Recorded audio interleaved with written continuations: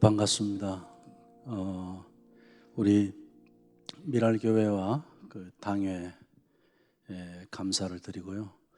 우리 담임 목사님께서는 저보고 귀한 목사님이라고 여러 번 반복해서 말씀하시는데 그 정도로 귀한 목사는 아니고 토론토에 같이 있으면서도 저는 저 변방에 조그마한 교회를 섬기고 있습니다.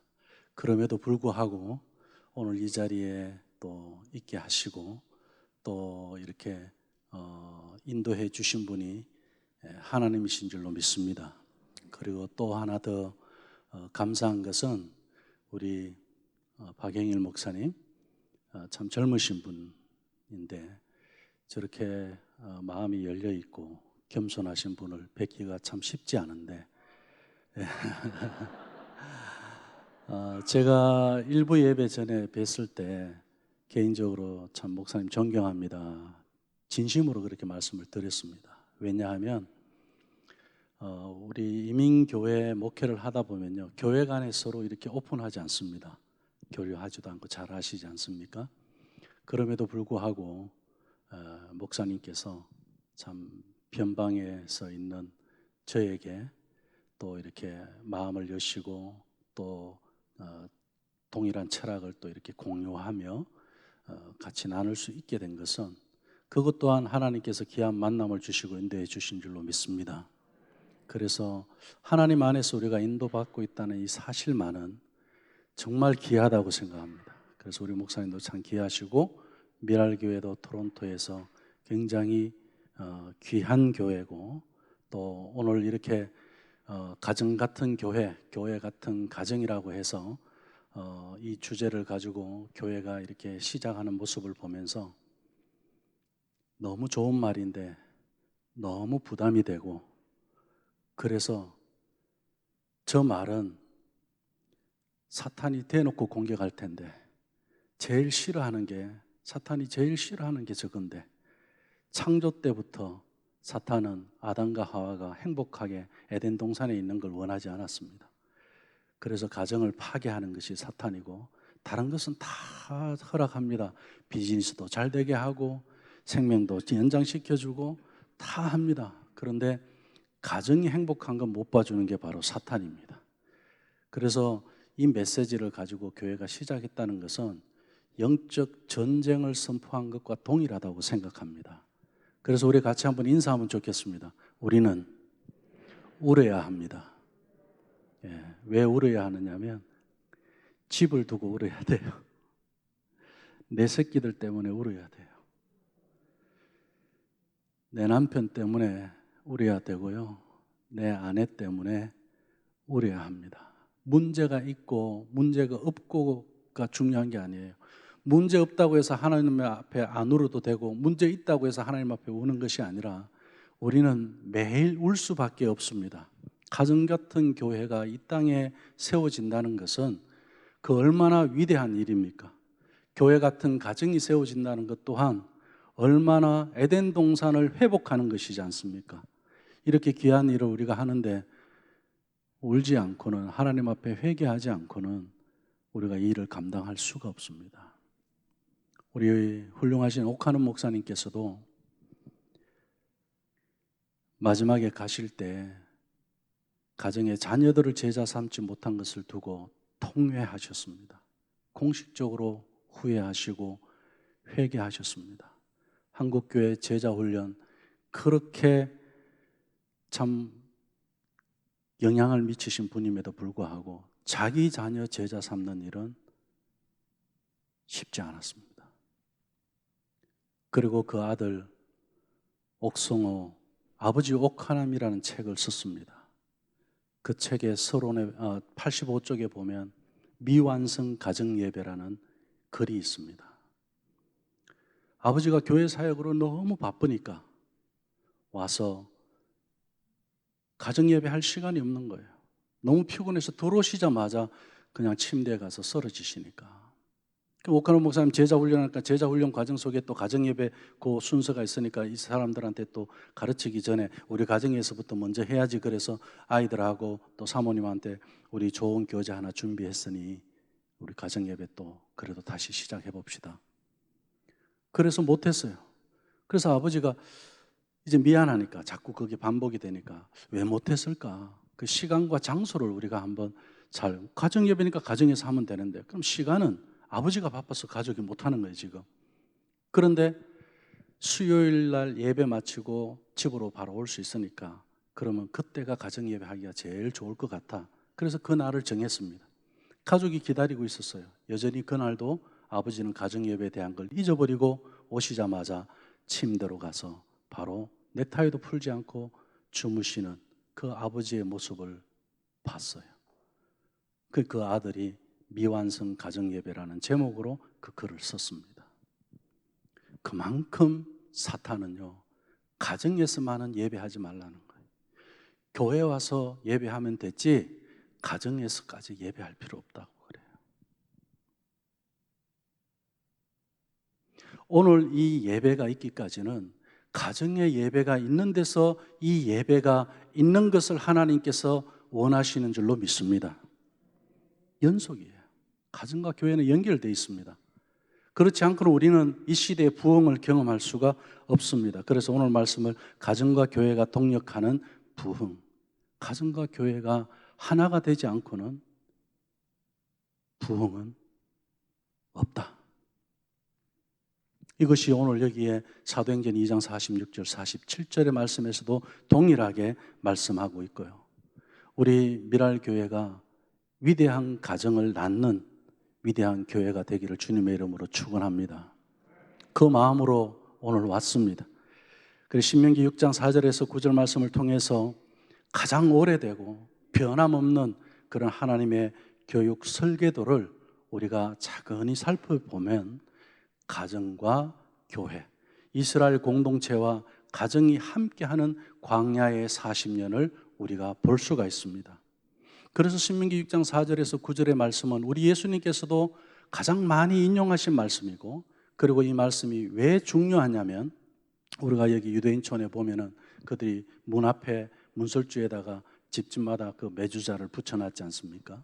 그리고 그들이 새벽 기도할 때마다 또 저녁 기도할 때마다 이마에 붙인 테플린, 손목에 맨 테플린 있지 않습니까? 그 안에 보면 신명기 6장 4절에서 9절의 말씀이 들어가 있습니다. 원래는 토라, 모세오경이 그 안에 다 들어가 있어야 됩니다. 성경 전체가 내 집 문설주와 바깥문에 기록할지니라. 그리고 내 손목에 메어 기호를 삼고 내 미간에 붙여 표를 삼아라고 했으니까 하나님의 말씀을 다 그렇게 하라고 그랬잖아요. 그러면 이 말씀 전체를 어떻게 이마에 이렇게 붙이고 팔에 메고 다닐 수가 있겠습니까? 그렇게 할 수는 없지 않습니까? 가정의 집도 마찬가지고요. 매주사로 그렇게 해놨지만, 내 이마에 그렇게 붙여놨지만 내 몸 전체가 하나님의 말씀으로 무장된 토라라는 거예요. 내 몸 전체가 하나님의 말씀으로 거하는 하나님의 성전이라는 거예요. 그것을 말씀하고 있는 거예요. 그래서 내 손목에 메어 기호를 삼고 내 미간에 붙여 표를 삼아라. 그리고 또 내 집 문설주와 바깥문에 기록하라. 이것은 세상이 바깥에서 이웃이 보더라도 네 집은 구별된 집이다, 성전이다. 그래서 하나님 말씀으로 도배가 된 집이다. 너 집 자체가 토라다, 성전 그 자체다. 그것을 말씀하는 거예요. 다시 말하면 우리가 구약의 창세기 1장으로 가면 에덴 동산이다, 그렇게 말할 수 있겠죠. 이 땅의 최초의 성전이 에덴 동산이니까요. 이 말씀이 얼마나 중요하냐면 신명기 11장에 가면 모세가 또 이야기합니다. 동일한 말씀, 신명기 6장에 있었던 말씀을. 왜 모세가 기억력이 없어서 그런 것도 아닐 텐데 동일한 말씀을 또 반복을 했을까요? 우리가 부모님들 반복해서 하는 말을 뭐라고 그러죠? 우리 자녀들은 잔소리라 그래요. 지금 모세가 지금 잔소리하고 있는 겁니다. 제일 중요한데 이걸 신신당부하는, 그래서 신명기입니다. 신명기 6장 4절에서 9절의 이 말씀은 제가 여기 유대인 서점에 가서 물어봤습니다. 요 주보 반쪽만한 데다가 써갖고 양피지에 해갖고 그 똘똘 말아서 넣거든요. 근데 이방인한테는 절대 팔지를 않아요. 그런데 이 말씀 양피지에 쓴 거가 얼마 하냐고 물어봤어요. 여기 얼마 정도 할 것 같습니까? 150불. 이걸 아마 우리 서점에서 판다면 아무도 안 사갈 거예요. 근데 이거 사가냐고 그렇게 물으니까 하는 말이 하나님의 말씀에 무슨 돈을 아끼냐고 그렇게 이야기해요. 하나님의 일에는 돈하고 비교가 안 된다는 거예요. 이 사람들 생각이 그런 거예요. 이거 하나를 넣는 것이 성경 전체를 넣는 거예요. 그래서 이 사람들은 무슨 난리가 나도 창세기, 출애굽기, 레위기, 민수기, 신명기 중에 5권 중에 한 권만 골라라 그러면 신명기만 가지고 도망가는 거예요. 그 신명기 중에서도 또 줄인다면은 어떤 말씀을 할 거냐? 그럼 당연히 100이면 100 다 동일하게 신명기 6장 4절에서 9절의 말씀이라고 그렇게 이야기합니다. 이것이 왜 그렇게 중요할까요? 광야 40년 동안 그들이 밤마다 아침마다 이 말씀을 암송을 시켰어요. 모세가 그렇게 교육시켰습니다. 우리가 살 길은 이거다. 이 광야의 삶, 이 척박한 내일을 약속할 수 없는 이 삶을 살아가는데 오늘 밤에 우리가 이스라엘아 들어라. 우리 하나님 여호와는 오직 유일한 여호와시니 너는 마음을 다하고 뜻을 다하고 힘을 다하여 내 하나님 여호와를 사랑하라. 저녁에 이 말씀을 암송하고 잔다는 뜻은 무엇이냐면요, 유언이라는 뜻이에요. 오늘 밤에 내가 자다가 하나님 앞에 갈 줄 모르니까 마지막으로 하나님 앞에 하고 가는 말씀이 바로 이 신명기 6장 4절에서 9절의 말씀입니다. 그리고 하루를 돌아보는 거예요. 내가 마음을 다하고 뜻을 다하고 힘을 다해서 하나님 앞에 그렇게 오늘 하루 살아왔는지. 오늘 우리가 교회에서도 이 예배가 있기까지 우리 성가대 또 반주 그리고 우리 봉사하는 모든 분들 한 분 한 분이 마음을 다하고 뜻을 다하고 힘을 다하지 않았다면 어떻게 오늘 하나님 앞에 이렇게 아름답고 위대한 예배를 드릴 수가 있겠습니까? 교회 봉사, 아이들 가르치는 것 똑같습니다. 마음이 빠지고는 할 수 없는 일이 하나님의 일입니다. 그래서 마음을 다하고 뜻을 다하고 힘을 다해서 40년 광야 생활을 살아내면서 아버지들은 거기서 무덤으로 남았지만 자녀들만은 어떻게 해요? 잘 양육되어져서 그들이 가나안을 정복하기 시작합니다. 이것이 신명기 6장 4절에서 9절까지의 말씀의 역사입니다. 그리고 여호수아 1장 8절 9절의 말씀에 가면 이 말씀을 주야로 묵상하라 그래요. 가나안 정복에 주시는 최고의 무기가 다른 어떤 철병거가 아니고 하나님의 말씀을 묵상하는 것을 가지고 이야기하셨어요. 가나안 정복은 다른 걸로 정복하는 거 아니다. 하나님의 말씀으로 정복하는 것. 주야로 묵상하는 것으로 정복하는 것. 이 주야라는 것은 온종일을 이야기하는 거거든요. 그렇잖아요. 우리는 과연 얼마나 하나님의 이 말씀을 마음을 다하고 뜻을 다하고 힘을 다한다면 온종일 할 수 있을 겁니다. 묵상은. 아유 깜빡했어요, 못했어요, 나 바빴어요, 그러지는 않을 겁니다. 왜 우리가 바빴죠? 우상 섬기느라고 바빴죠.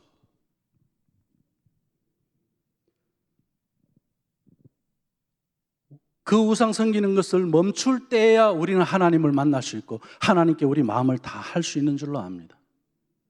멈춰봐야 되거든요. 그래서 밤에 누워있을 때든지 아침에 일어날 때든지 멈출 때가 있대요. 오늘 하루 삶을. 그래서 할아버지 할머니들은 유언을 하고 주무시는 거예요. 아, 내일 하나님 어떻게 하실지 모르겠어요. 마찬가지 아이들도 그래요. 우리 가는 데는 순서가 없으니까 여전히 유언을 하고 자는 삶을 일찍부터 가르칩니다. 그리고 아침에 일어날 때든지 이 말씀을 암송하는 것은 오늘 하루 마음을 다하고 뜻을 다하고 힘을 다해서 살아내기 위해서 이 말씀을 또 암송하고 시작을 합니다. 그런데 더 중요한 건요, 이 말씀이 실천하기 위해서 내가 노력해서 되는 것이 아니고 이 말씀 자체가 나의 생명이 되기 때문에 살아내더라는 겁니다. 그래서 지금도 그 필사하는 유대인들이 하는 이야기가 있습니다. 신명기 6장 4절에 9절의 말씀을 쓰다가 토시 하나가, 점 하나가 잘못 찍어졌다.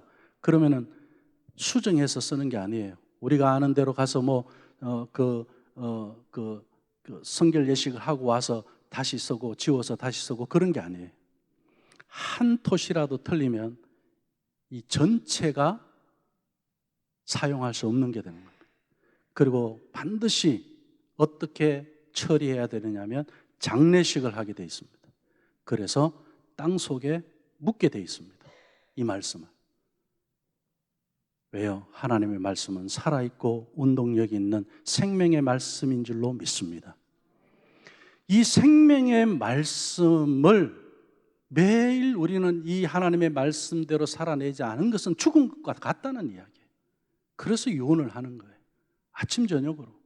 자녀들도 그거 일찍부터 그거 알고 살아라는 거예요. 너희들도 아침 저녁으로 이 말씀을 암송하면서 아침에 일어나면 이스라엘아 들어라. 저녁에 잠잘 때도 이스라엘아 들어라. 생명을 고백하고 하루를 마감하고 하루를 시작하는 겁니다. 이렇게 이 본문이 중요한데 우린 주로 언제만 듣죠? 매일 듣는 게 아니잖아요. 사실은 이 말씀을 날마다 주야로 묵상해야 되는 말씀인데 어떻게 해요? 뭐 헌신 예배 때, 부모 헌신 예배 때, 교사 헌신 예배 때 그런 때 주로 사용되는 본문으로만 신명기 6장을 가지고 우리가 이야기했습니다. 그런데 사탄은요, 가정의 달에나 이런 때만 설교하는 본문으로 사용하길 원하지 매일 이 본문이 우리 가정에서 반복되어지고 고백되는 것을 원하지 않습니다. 그래서 교회들이 그 일에 있어서 우리는 속았어요. 우리 가정도 마찬가지입니다. 신명기 6장 8절의 말씀, 너는 또 그것을 내 손목에 메어 기호를 삼으며 내 미간에 붙여 표를 삼고. 왜 이렇게 말씀하셨다고요? 우리 몸이 성전이기 때문에. 그리고 또 내 집 문설주와 바깥문에 기록할지라. 왜 이렇게 말씀하셨다고요? 우리 집이 성전이기 때문에 그렇습니다. 사람이 성전이 되고 집이 성전이 되어서 오직 유일한 하나님을 사랑하고 부모의 마음에 그 하나님의 말씀을 새겨서 우리 자녀에게 부지런히 가르치는 그 가정이 에덴 동산이다. 거기가 교회다. 그렇게 말씀하고 있는 거예요. 그런데 이스라엘 백성들이 들어가서 어떤 일들이 일어납니까? 광야에서 그렇게 훈련 잘 받아놓고는 가나안 땅에 들어가서 가나안의 우상들을 섬기기 시작합니다. 마음을 우상에게 빼앗겨 버렸어요. 그래서 여호수아가 뭐라고 이야기합니까? 너희들 선택해라. 오늘 우리에게 주시는 메시지예요. 너희들이 선택해라. 나와 내 집은 오직 여호와를 섬기겠노라. 여호수아가 그러고 유언하고 죽지 않습니까? 신명기 6장 4절에서 이 9절의 말씀을 가지고 유언하고 죽는 거예요. 이렇게 몸이 성전이 되고 이스라엘 백성들은 그렇게 선택받았다는 거죠. 우리가 하나님 앞에 구원받았다는 이야기와 동일한 거예요. 메시지입니다. 고린도전서 3장 3장과 6장에서 말씀하지 않습니까? 너희 안에 하나님이 거하시는, 성령이 거하시는 전인 줄 알지 못하느냐 그랬어요. 하나님이 영이 거하시는 성전이라 그랬어요. 우리 몸이 성전이고 집이 성전이 아닌 데서 살아간 이스라엘 백성들의 결과는 어땠습니까? 결국 나라를 잃어버렸어요. 가정도 잃어버리고 자녀도 잃어버리고 다 잃어버렸습니다. 잃어버린 정도가 아니죠. 얼마나 비참하게 끌려갑니까? 바벨론 포로가 되는 거예요. 거기서 70년 동안 노예의 삶을 다시 시작해야만 했습니다. 무엇을 잃어버렸기 때문에요? 교회 같은 가정 같은 교회를 잃어버렸기 때문에 그랬습니다. 나라도 잃어버리더라는 거예요. 자녀도 잃어버렸어요. 그런데 놀라운 사실이 있습니다. 이스라엘 백성들이 바벨론에서 돌아올 때 느헤미야를 통해서 성벽을 재건하게 합니다. 그 성벽을 재건할 때 동일하게 사단은 역시 방해를 합니다. 성벽 재건을 방해하기 시작하죠. 그럴 때 느헤미야 4장의 말씀에 가서 보면은 이런 말씀이 나옵니다. 느헤미야가 성벽 재건을 한 반 이상 이렇게 했을 때 한 바퀴 돌아보고 돌아와서 리더들과 평민들을 모아놓고 그 백성들한테 하는 이야기가 있습니다. 느헤미야 4장 13절, 14절, 20절 말씀에 가서 보면 이런 말씀이 있습니다. 내가 성벽 뒤에 낮고 넓은 곳에 백성이 그들의 종족을 따라 칼과 창과 활을 가지고 서 있게 하고, 그리고 14절 말씀에 보면 내가 돌아본 후에 일어나서, 예레미야가 한 바퀴 돌고 이제 일어나서 하는 이야기가 뭐냐면은, 이렇게 이야기하면 귀족들과 민장들과 남은 백성들에게 말하기를 너희는 그들을 두려워하지 말고 지극히 크시고 두려운 주를 기억하라 그랬어요. 지금 이스라엘 백성들이 성벽 재건하는 일에 얼마나 기대가 되고 있습니까? 우리 지금 교회 같은 가정 같은 교회, 이 일에 얼마나 기대가 되고 우리가 지금 함께 해야 하는가에 대한 메시지와 동일한 거예요. 그런데 지금 중간쯤 세워지는가 싶었는데 지금 그 상황에서 방해꾼들이 이게 장난이 아닌 거예요.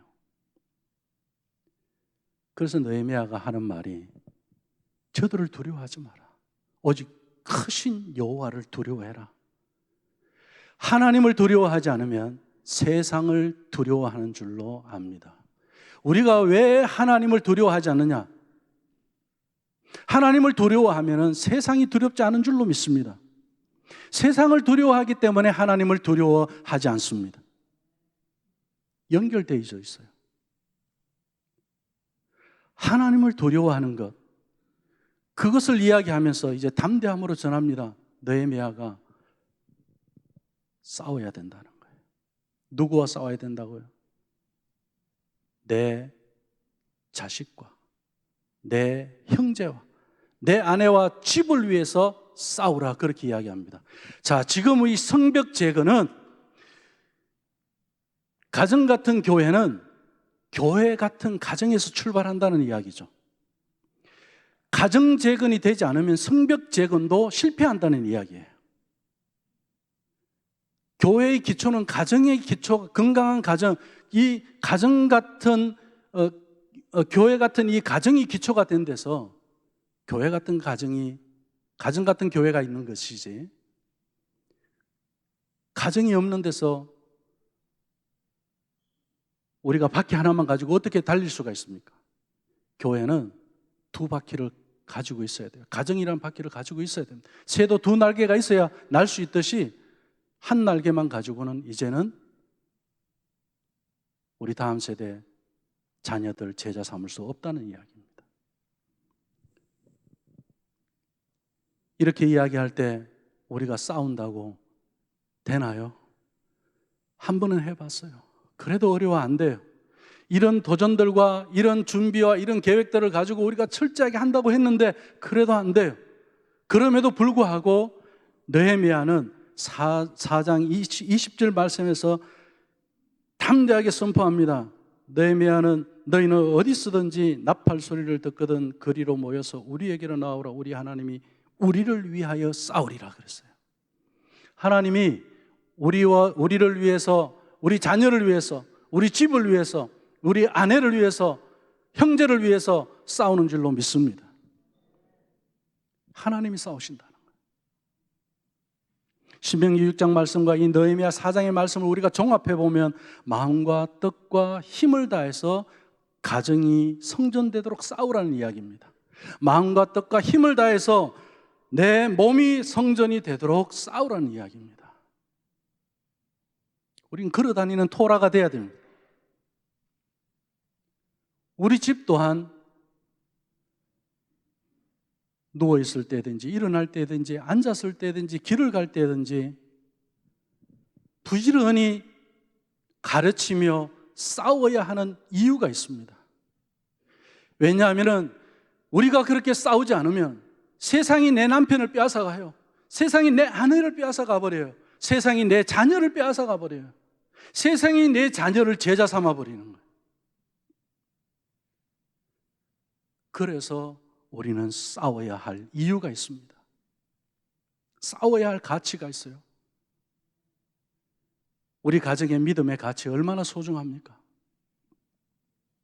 하나님이 그래서 우리를 믿음의 가정으로 세워주셨는데 내가 싸우지 아니함으로 인하여서 우리 자녀를 세상에 빼앗긴 일들, 사탄에게 빼앗기고 지옥에 빼앗기고 세상의 범죄에 빼앗기고 이런 일들이 없도록 지금이라도 우리가 깨어서 가정 같은 교회 같은 가정을 세워 가시기를 주님의 이름으로 축원합니다. 간절한 거예요. 이 일을 위해서 우리가 그래서 울어야 된다는 이야기예요.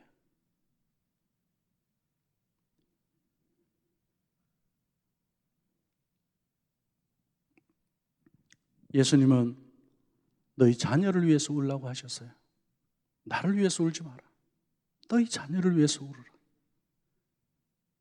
왜 그렇게 말씀하셨을까요? 우리 예수님이 지금 계신다고 해도 동일하게 이 말씀을 하셨다라고 생각합니다.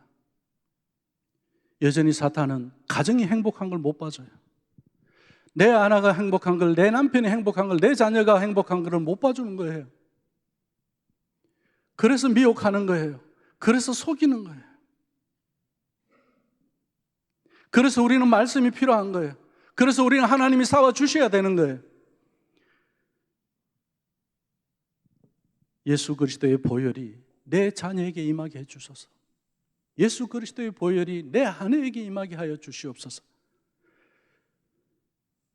저는 이런 기도를 해본 적이 없었어요. 17년 전만 해도. 그 뒤로는 그동안에 제가 신앙생활한 것보다 하면서 울었던 것보다 더 많이 울었어요. 지금도 웁니다.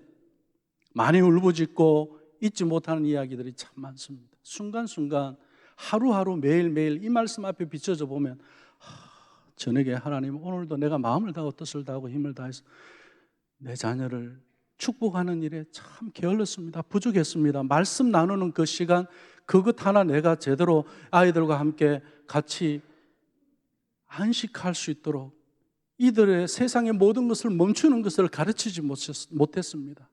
그래서 앉아서 같이 한번 따뜻한 밥 한 그릇 여유 있게 한번 먹어보지 못했습니다. 하나님 이것도 우상 숨긴 거지요. 우상 숨긴 거 잘못했습니다. 하나님. 아이들한테 이야기해요. 야, 아빠가 또 우상 숨겼네. 미안하다. 어느 날 제가 아이들한테 식탁에서 밥을 먹다가 애들 좀 혼냈어요. 그러면서 이제 이 한국에 이제 뭐 식탁 문화 그거 하면서 뭐 정부에서 뭐 몇 년 전에 오래전에 그 한 게 있어요. 그래갖고 홍보 이렇게 영상이 있었는데 제가 그걸 교회에서 이제 우리 교회 식구들한테 보여준 적이 있습니다. 우리 가정의 식탁을 좀 잘 식구들이 식탁에서 밥 좀 제대로 먹었으면 좋겠다 그러면서. 그런데 그 영상을 보고 집에 돌아온 아들이 저한테 하는 말이 아버지 저 영상하고 저 영상에서 나온 식탁하고 우리 집 식탁하고 다르대요. 뭐가 다른데? 저기는 혼내는 게 없대. 그러면서 이야기하기를 제가 그래서 야 저거는 홍보 영상이기 때문에 좋게 탤런트가 나와서 배우가 나와서 연기한 거야.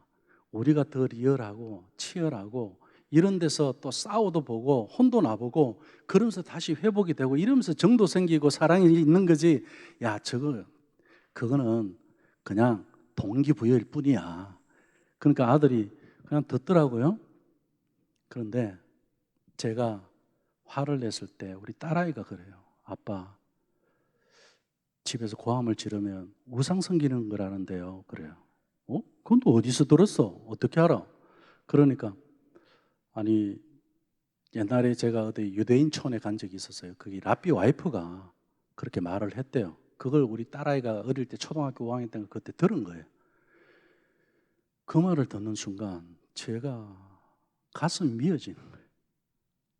하나님 너무너무 잘못했습니다. 제가. 그 뒤로 지금까지 과함이 안 나오더라고요. 우상 숭배한 거가 그렇게 부끄럽고 하나님 앞에 회개하고 하나님 제가 잘못했습니다. 가정을 두고 회개하니까요 그렇게 눈물이 많아져요. 제가 아이들 축복하는 것도 17년 전만 해도 교회 아이들은 내가 다 축복을 했는데 우리 집에 내 새끼한테는 제가 축복 한번 제대로 안 했더라고요. 기도 한번 제대로 안 해줬더라고요. 교회 일로 바쁘기만 하고 그것도 다 회개했어요. 아빠가 잘못했다.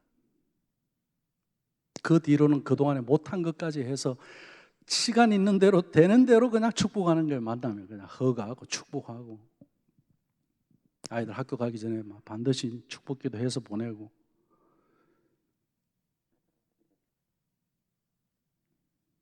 왜냐하면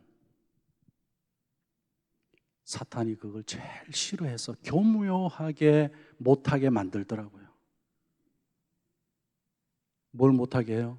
회개를 못하게 하더라고요. 아버지의 회개는 가정을 바꿉니다. 어머니의 눈물은요, 자녀를 바꿔요. 그래서 우리 교회에서 저는 그럽니다. 애들이 속상하게 하면은 그거 속상한 거 가지고 애들하고 말하지 말라고 그냥 붙잡고 울어버리라 그래요, 엄마들한테. 특히 남자아이들은요, 엄마가 울면 애가 어떻게 할 바를 몰라요. 말씀을 맺습니다. 나와 내 집은 내 자녀와 손주를 어디로 인도하고 있는가? 이 질문을 드리고 싶습니다. 마지막 때 사탄은 우리의 자녀를 빼앗아갑니다.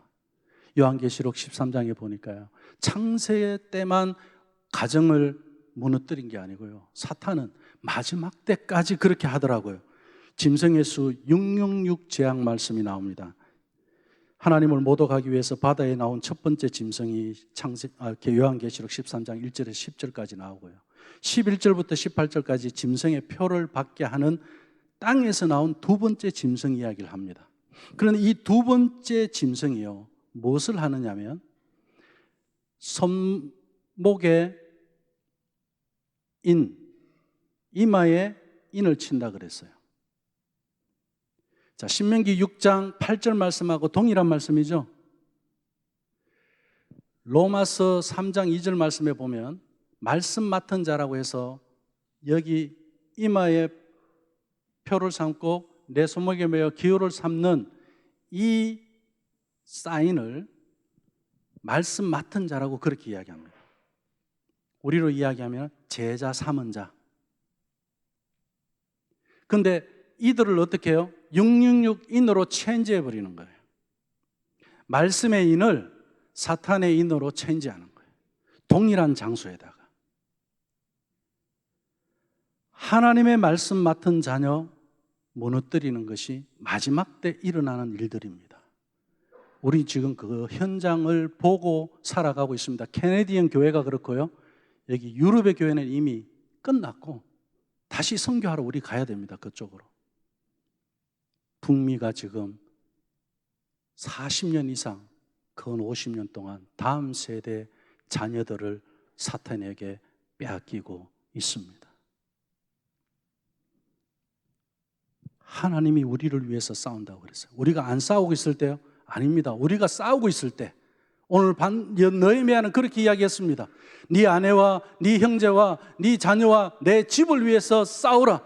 그러면은 어떻게 해요? 우리를 위해서, 우리 하나님이 우리를 위해서 싸워주시리라 그랬어요. 방관하지 마십시오. 싸워야 됩니다. 그 어떤 일보다 중요한 것은 가족을 위해서 싸워야 한다는 겁니다.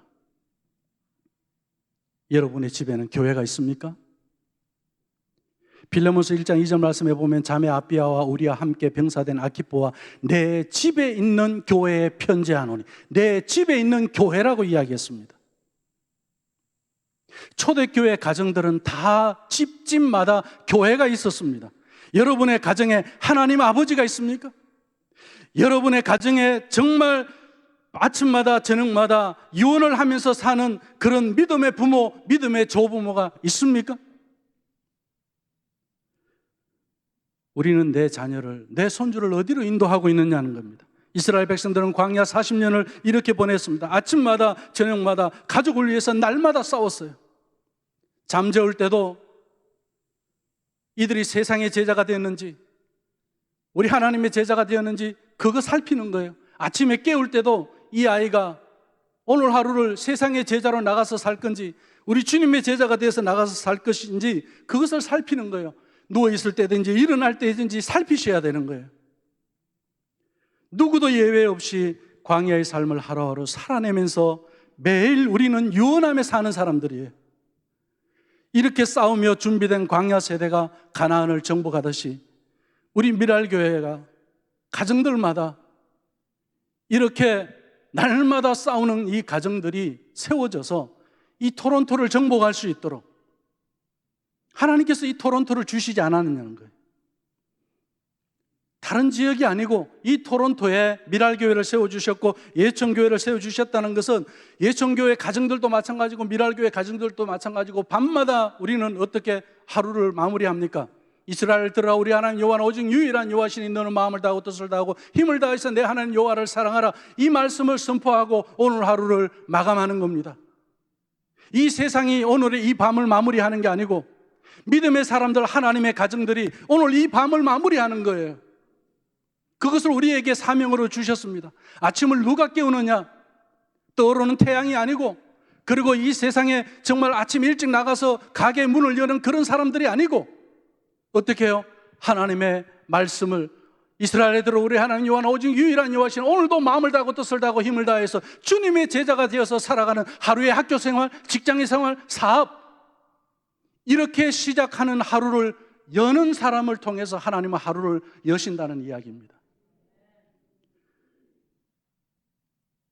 이렇게 영적으로 척박한 이민의 땅에서 우리 미랄교회와 가정들로 말미암아 토론토의 밤을 마감하고 토론토의 아침을 깨우면서 가정과 교회가 동력하는 그런 부흥을 위해서 싸우시기를 주님의 이름으로 축원합니다. 기도하겠습니다. 우리가 무엇을 구하기보다 회개했으면 좋겠습니다. 아버지가 하나님이 없는 것처럼 가정에서 아버지 노릇했습니다. 가정에 하나님의 아버지시기에 아버지에게 물어야 하는 아버지임에도 불구하고 그리하지 못했습니다.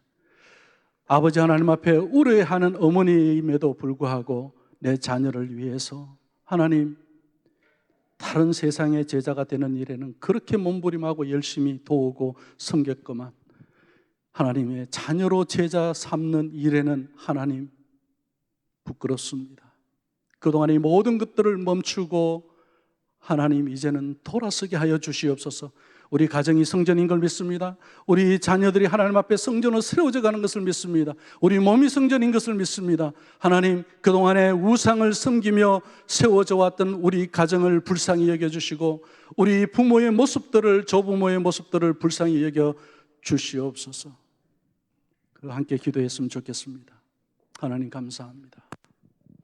우리 하나님의 은혜가 오늘 우리 가운데서 진심으로 우리 예수님께서 자녀를 위하여 울라고 하신 것처럼 그렇게 눈물을, 통회의 눈물을 갖고 가정 같은 교회를 세워가고 교회 같은 가정을 세워가게 하여 주시옵소서.